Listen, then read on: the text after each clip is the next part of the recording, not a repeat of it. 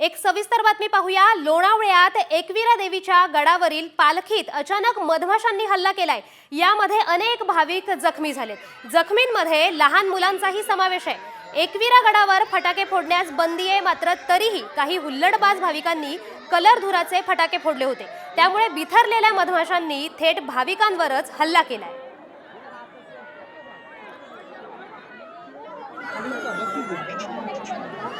या भाविकांना संख्या असून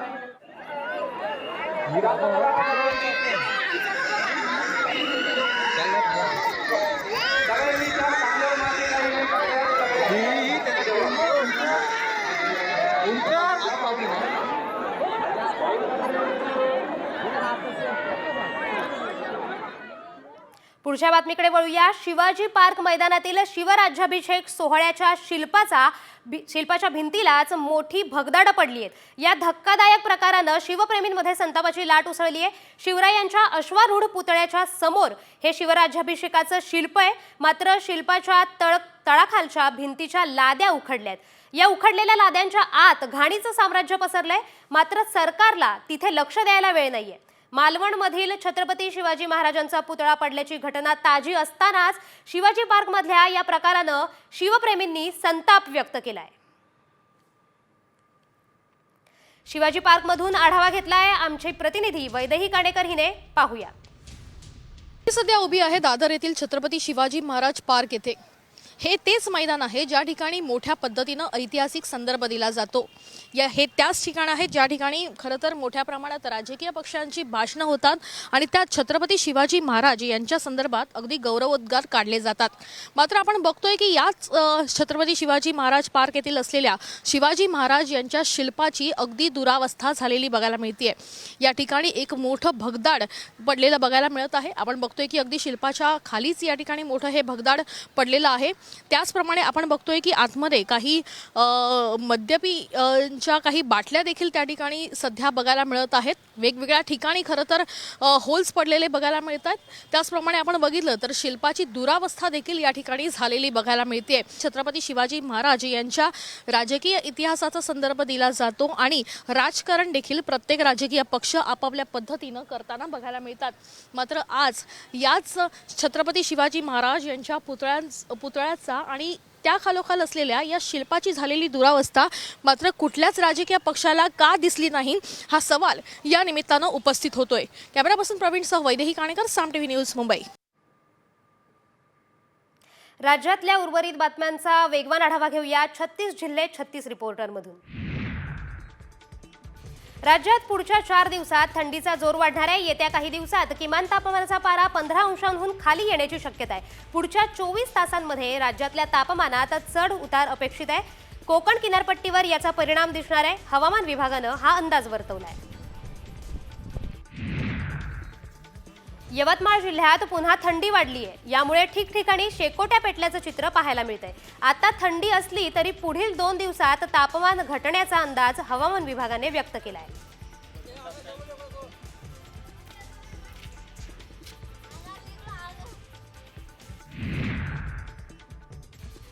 राज्यात 2024 अखेर साखर कारखान्यातून 29 लाखांहून अधिक टन साखरेचं उत्पादन झालंय। कोल्हापूर विभागाचा उतारा सर्वाधिक असून सर्वात कमी नागपूर विभागाचा आहे।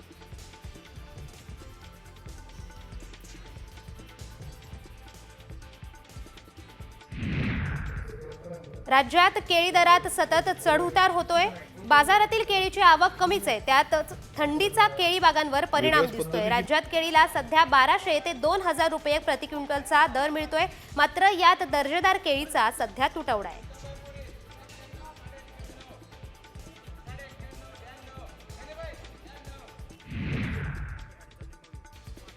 देशातील रब्बीची पेरणी अंतिम टप्प्यात आली आहे। आतापर्यंत देशात हरभऱ्याची जवळपास 94 लाख हेक्टरवर पेरणी झाली आहे। हरभऱ्याची पेरणी गेल्या वर्षीपेक्षा 1% आघाडीवर नाहीये। त्यामुळे यंदा हरभरा उत्पादनात मोठ्या वाढीची शक्यता धुसार असल्याची चर्चा सुरू आहे।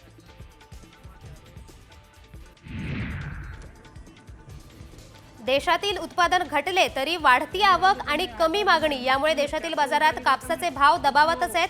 मंगळवारी देशातील बाजारात 2,06,000 गाठी कापसाची आवक झाली आहे। कापसाचा भाव 6,800 ते 7,200 रुपयांच्या दरम्यान होता. कापसाची आवक आणखी काही आठवडे कायम राहील असा अंदाज व्यक्त केला जातोय. नव्या तुरीची देशातील काही बाजारात आवक सुरू झाली आहे. बाजारात सध्या तुरीला 7,500 ते 8,000 रुपयांचा भाव मिळतोय. तुरीला उठाव चांगला आहे, तर बाजारातील सध्याची आवक कमीच आहे. पुढील काही आठवड्यानंतर तुरीची आवक वाढण्याचा अंदाज व्यापारी व्यक्त करत आहेत.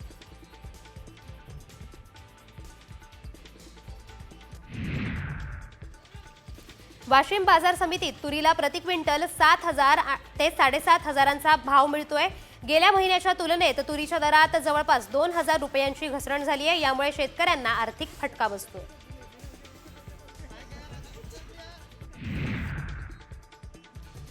हिंगोलीतील नाफेड केंद्र गेल्या आठवडाभरापासूनच बंद असल्याने सोयाबीन उत्पादक शेतकरी अडचणीत सापडलेत. बारदाना उपलब्ध नसल्यानं खरेदी बंद केल्याचं केंद्र चालकांनी सांगितलंय. त्यामुळे विक्रीसाठी काढलेलं सोयाबीन किती दिवस सांभाळून ठेवायचं असा प्रश्न शेतकरी विचारतायत.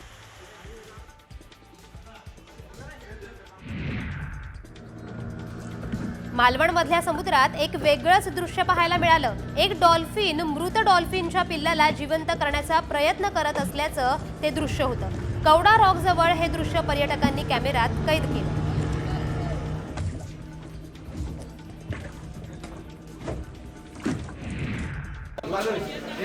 खारघर सेक्टर 16 मधील खाडीलगत असणाऱ्या वास्तुविहार सोसायटीच्या शौचालयालगत कोल्हा लपून बसल्याची धक्कादायक घटना समोर आली आहे. वनविभागाला याची माहिती देताच कोल्ह्याला जेरबंद करत पनवेलमधील जंगलात सोडून देण्यात आले. त्यामुळे नागरिकांनी सुटकेचा श्वास सोडला.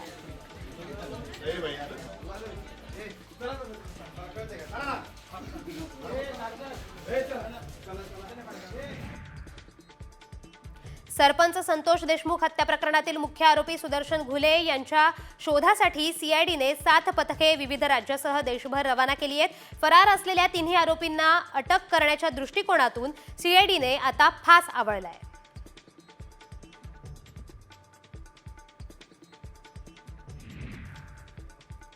बुलढाण्याच्या मेहकर तालुक्यात कळंबेश्वर गावात महिला सरपंचाच्या पतीवर प्राणघातक हल्ला करण्यात आलाय. अवैध धंदे बंद केल्याच्या रागातून 5 गावगुंडांनी हा हल्ला केलाय. तुझा मस्सा जोगचा सरपंच करू अशी धमकी हल्लेखोरांनी दिली आहे. जळगावमध्ये आज संध्याकाळपर्यंत संचारबंदी लागू असणार आहे. पाळधी गावात 2 गटात झालेल्या वादानंतर संचारबंदी लागू केली होती. तसंच 7 जणांना बेड्याही ठोकण्यात आल्या होत्या. आता पाळधीत पोलिसांचा कडक बंदोबस्त तैनात करण्यात आलाय.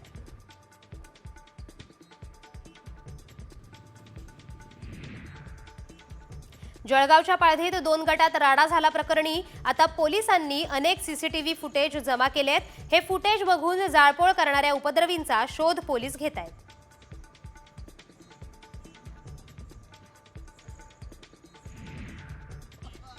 मुंबईत लोकलमधून पडून तरुणाचा मृत्यू झालाय. वडाळा रेल्वे स्टेशन जवळ ही घटना घडली आहे. मोहन घोलप असं 24 वर्षीय मृत तरुणाचं नाव आहे. कॉटन ग्रीन इथून कामावरून परतताना रुळावरील खांबाला धडकून तरुणाचा मृत्यू झालाय.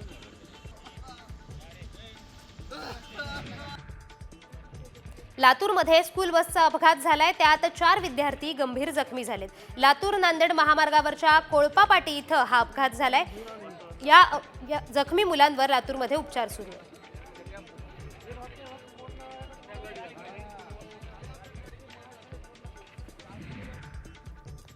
संभाजीनगरात नवीन वर्षाच्या पहिल्याच दिवशी नशेखोरानं एका तरुणाची हत्या केली आहे. किरकोळ कारणावरून त्यानं चाकूनं भोसकलंय. या घटनेमुळे शहरातील वाढत्या नशेखोरीचा मुद्दा पुन्हा एकदा ऐरणीवर आलाय.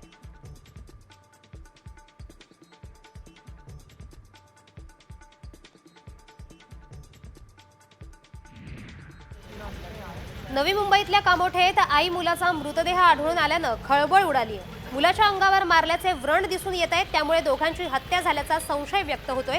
पोलिसांकडून पुढील तपासाला सुरुवात झाली आहे.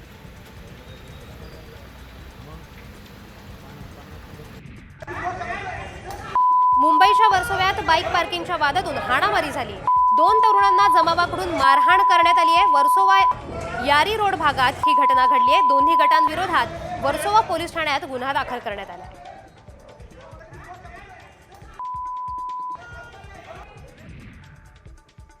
बुलढाण्याच्या सिंदखेड लपाली गावात वृक्ष आच्छादनासाठी मागवलेल्या 7 टन गवताला आग लावल्याचं समोर आलंय. अज्ञात व्यक्तीनं ही आग लावली आहे. ग्रामस्थांकडून त्याचा शोध घेतला जातोय.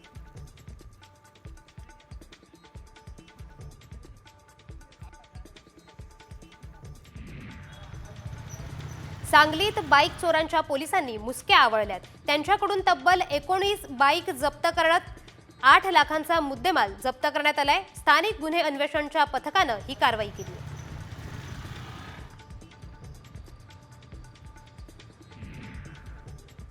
यवतमाळ जिल्ह्यात 2024 या वर्षात दारूची विक्रमी विक्री झाली आहे. उत्पादन शुल्क विभागाच्या मद्यविक्री तपासणीतून ही माहिती समोर आली आहे. यात 31 लाख लिटर विदेशी दारू तर 91 लाख लिटर देशी दारूची विक्री झाल्याचं समोर आलंय.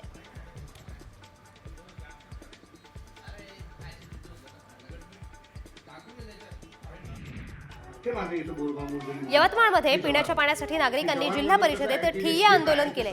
पाणी उपलब्ध करून देऊ असं आश्वासन उपमुख्य कार्यकारी अधिकाऱ्यांनी दिल्यानंतर आंदोलन मागे घेण्यात आले. जिल्हा परिषदेने ती जमीन विकत घेऊन ते लोक जे जंगलामध्ये राहत होते त्याचं स्थानांतरण त्या जवाहरनगरमध्ये केलं. कालांतराने जमिनीचे भाव. धुळ्यातल्या विविध स्टॉल धारकांविरोधात वाहतूक पोलिसांकडून कारवाई करण्यात आली आहे. वाहतुकीस अडथळा येत असल्यामुळे कारवाईचा बडगा उगारण्यात आला आहे.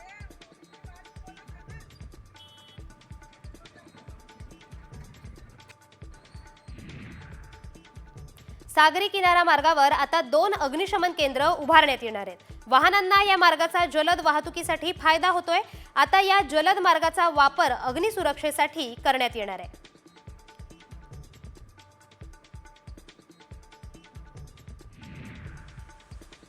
दोन 2024 मध्ये नाशिकमधून विमानानं प्रवास करणाऱ्यांच्या संख्येत मोठी वाढ झाली आहे. 2023च्या तुलनेत 85,000 ही संख्या वाढली आहे. तब्बल 3 लाख प्रवाशांनी नाशिकमधून विविध ठिकाणी विमान प्रवास केलाय.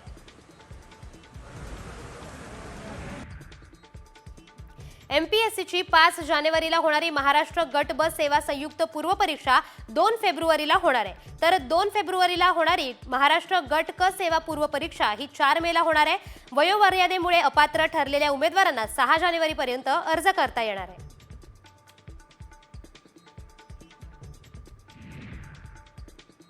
एसटी महामंडळाने नवीन वर्षात उत्पन्न वाढीसाठी नवा उपक्रम सुरू केलाय. एसटीच्या चालक आणि वाहकांना आता प्रोत्साहन भत्ता मिळणार आहे. 31 जानेवारीपर्यंत प्रायोगिक तत्वावर हा प्रोत्साहन भत्ता देण्यात येणार आहे. वाढीव उत्पन्न आणलं तर त्यापैकी 20% रकमेचा भत्ता रोखीने देण्यात येणार आहे.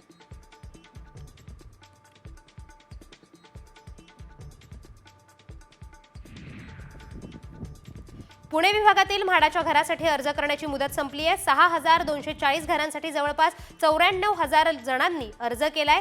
28 जानेवारीला सोडतीचा कार्यक्रम होणार आहे. तब्बल 113 कोटींची अनामत रक्कम जमा झाली आहे.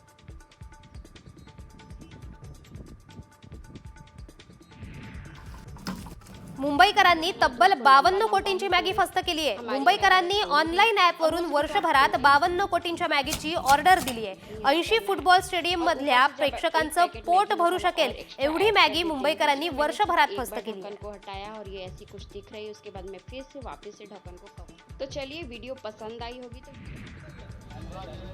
बुलढाण्याच्या जिल्हाधिकाऱ्यांनी चहाच्या टपरीवर कागदी आणि प्लास्टिक कपांवर बंदी घालावी असे आदेश काढलेत.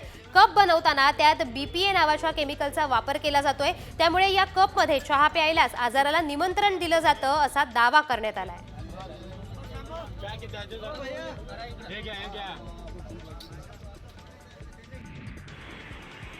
ठाण्यातल्या घोडबंदर रोडवर गायीची 5 वासरं मृतावस्थेत आढळली आहेत. पशुवैद्यकीय विभागाकडून पुढील तपास सुरू आहे. 5 वासरू मृतावस्थेत का आढळली आहेत याचा शोध घेतला जातोय.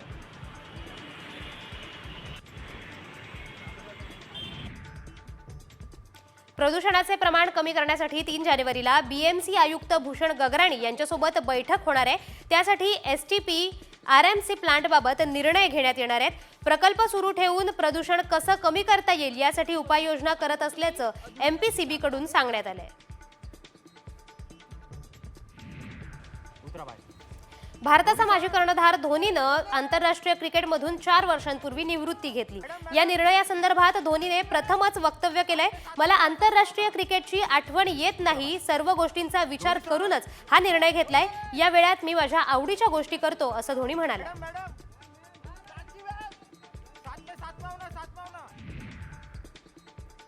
एकीकडे ऑस्ट्रेलियन मीडिया भारतीय खेळाडूंवर टीका करत असताना ऑस्ट्रेलियाचे पंतप्रधान मात्र भारतीय संघाचं आदरातिथ्य करतायत. ऑस्ट्रेलियाचे पंतप्रधान अँथनी अल्बनस यांनी आपल्या इन्स्टा अकाउंटवरून भारतीय खेळाडूंसोबतचा व्हिडिओ शेअर केलाय.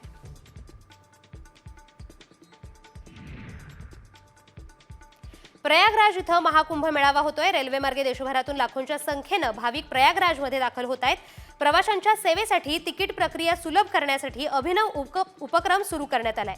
प्रवासी रेल्वे कर्मचाऱ्यांच्या हिरव्या रंगाच्या जॅकेटवर लावलेल्या स्कॅनरद्वारे तिकीट काढू शकणार आहेत.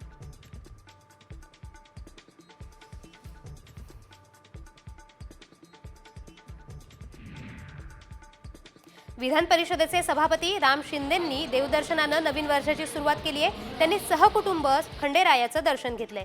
यळकोट यळकोट जय मल्हार म्हणत त्यांनी भंडारा खोबऱ्याची उधळण केली आहे.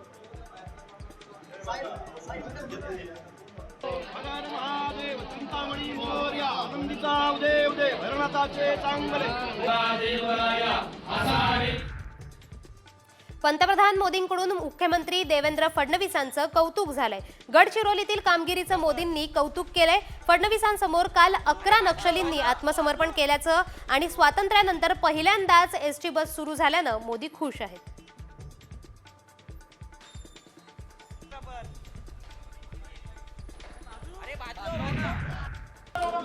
आज दुपारी 12 वाजता मंत्रिमंडळाची बैठक होणार आहे. खातेवाटपानं तर मंत्रिमंडळाची ही पहिलीच बैठक आहे. या बैठकीसाठी सर्व मंत्र्यांना उपस्थित राहण्याचे आदेश देण्यात आलेत. या बैठकीत सरपंच संतोष देशमुख हत्या प्रकरणाचे पडसाद उमटण्याची शक्यता आहे.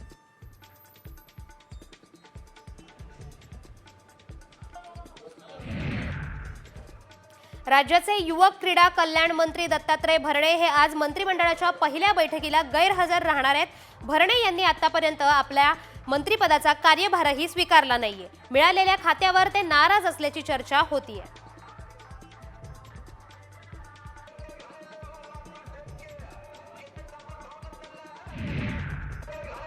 दरम्यान कॅबिनेट मंत्री दत्तात्रय भरणेंचं इंदापुरात जोरदार स्वागत करण्यात आलंय. मंत्रिपदी वर्णी लागल्यानंतर पहिल्यांदाच ते इंदापुरात आले होते. भरणेवाडी आणि अंथुर्णे ग्रामस्थांनी त्यांच्यावर जेसीबीतून पुष्पवृष्टी केली आहे.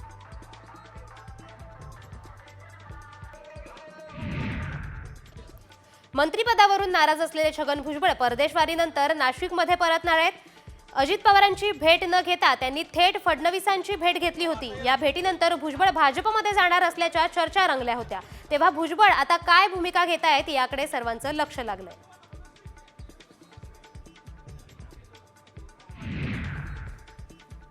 छगन भुजबळ आज नाशिकमध्ये महात्मा ज्योतिबा फुले आणि सावित्रीबाई फुलेंच्या पुतळ्याला अभिवादन करणार आहेत. मंत्रिपद न मिळाल्यानं छगन भुजबळ नाराज आहेत.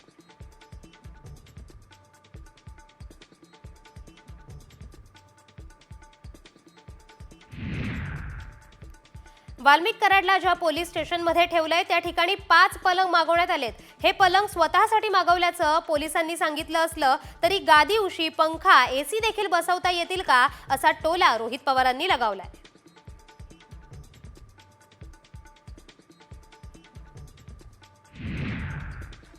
सरपंच संतोष देशमुख हत्या प्रकरणातील आरोपी वाल्मिक कराडबाबत काँग्रेस आमदार विजय वडेट्टीवारांनी मोठा दावा केलाय. मोठ्या आकाला वाचवण्यासाठी लहान आकाचा एन्काउंटर होऊ शकतो असं विजय वडेट्टीवार यांनी म्हटलंय. पोलीस दलातील अधिकाऱ्याचा हवाला देत वडेट्टीवारांनी हा दावा केलाय.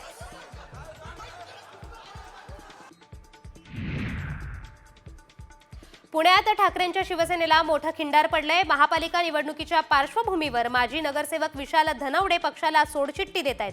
लवकरच ते भाजपमध्ये प्रवेश करणार असल्याचं त्यांनी जाहीर केलंय. त्यांच्यासोबत इतर 5 माजी नगरसेवकही भाजपमध्ये प्रवेश करणार आहेत. पालकमंत्रीपदाबाबत अजून घोषणा करण्यात आलेली नाहीये. मात्र त्याआधीच केंद्रीय मंत्री नितीन गडकरी यांनी महसूल मंत्री चंद्रशेखर बावनकुळे नागपूरचे पालकमंत्री होणार असं वक्तव्य केलंय. बावनकुळेंच्या नावाची मुख्यमंत्री घोषणा करणार असंही ते म्हणाले.